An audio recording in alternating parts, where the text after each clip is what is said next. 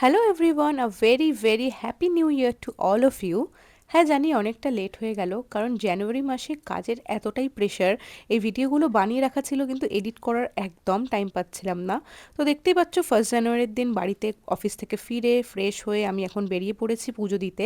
মিষ্টি কিনে নিলাম, এখন আমি চলে যাচ্ছি সিদ্ধেশ্বরী কালী মন্দিরে, যেটা হচ্ছে বেহালা ট্রামডিপোয়। ওখানে যে এতটা পরিমাণে ভিড় হবে আমি সেটা স্বপ্নেও ভাবতে পারিনি।